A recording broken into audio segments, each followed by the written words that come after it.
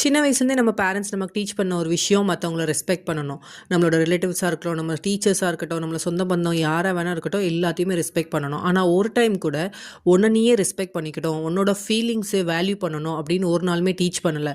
உனக்கு பிடிச்சிருந்தாலும் மற்றவங்களுக்கு அது பிடிக்கலைன்னா உன்னை நீயே ஹர்ட் பண்ணிக்கலாம், ஆனால் நீ அதை செய்யக்கூடாது இப்படின்னு தான் டீச் பண்ணாங்க. என்னைக்காச்சும் நமக்கு பிடிச்சதை நம்ம செய்யணும்னு நினச்சா கூட மற்றவங்கள யோசித்து நம்ம அந்த விஷயத்தை செய்யாமே போயிருப்போம். நான் அவங்களையுமே குறை சொல்லலை, பிகாஸ் அவங்க வளர்ந்த விதம் அப்படி தான். அவங்க பேரண்ட்ஸ் அவங்கள அப்படி தான் டீச் பண்ணாங்க. ஸோ செல்ஃப் ரெஸ்பெக்ட் பண்ணுறத வந்து நம்ம பேரண்ட்ஸ் நமக்கு டீச் பண்ணாதது வந்து ஒரு அடிப்படையான தப்பு. ஸோ இனிமையாச்சும் நம்ம ஃப்யூச்சர் ஜென்ரேஷனுக்கு அதை டீச் பண்ணணும். கண்டிப்பாக நாமளே ரெஸ்பெக்ட் பண்ணணும். கண்ணாடி முன்னாடி பார்த்துட்டு நமக்கு நாமளே ரெஸ்பெக்ட் பண்ணாதான் மற்றவங்களும் நம்மளை ரெஸ்பெக்ட் பண்ணணும்னு நினைப்பாங்க. இனிமையாச்சு யாருக்காகவா இருந்தாலும் பரவாயில்ல, இந்த உலகத்தில் யாராக வேணா இருக்கட்டும், உங்கள் அம்மா அப்பா உங்கள் ரிலேஷன் யாராக வேணா இருக்கட்டும், யாருக்காக உங்கள் சுயமரியாதையை மட்டும் விட்டே கொடுக்காதீங்க.